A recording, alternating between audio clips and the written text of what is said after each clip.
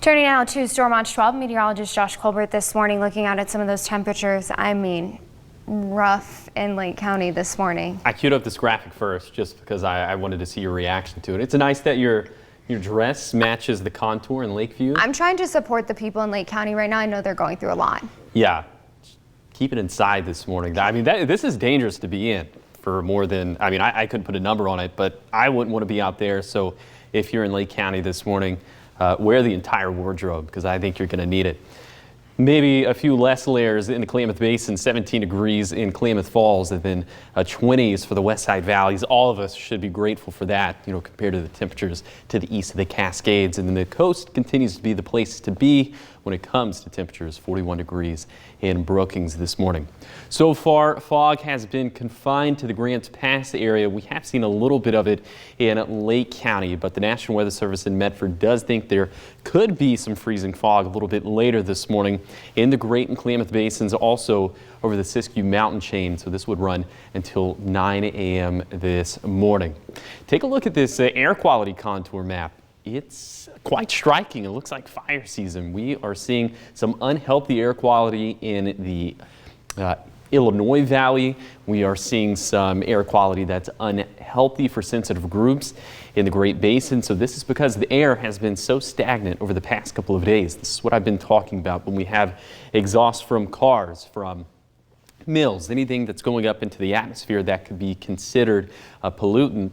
Well, that makes air quality worse. So thankfully the winds are going to pick up tomorrow, and that means that the air will unstagnate. But until then, we have an air stagnation advisory in place for all of the inland valleys of southern Oregon and northern California.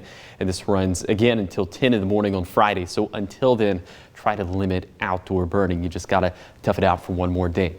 Here's your coat cast for the Rogue Valley for today. Obviously going with the heavy jacket, and later today maybe trading that in for a lighter jacket as temperatures are going to feel pretty seasonal. So later today, pretty average temperatures despite the freezing start that we're seeing this morning over on the east side. We'll end up being in the 40s for the east side, 50s for our west side valleys, and low 50s there along the southern Oregon coastline. We have a front that's moving through today, so that's why we're seeing an increase in clouds, but we're going to keep it dry. Then overnight, just as quickly as the clouds build up, they're going to break down. We'll have fairly clear skies, but because the air is so stagnant, once again, we're expecting more fog to fill back into the Klamath Basin to the west side valleys, and maybe even some marine layer fog there along the coast, and just brutal overnight lows once again.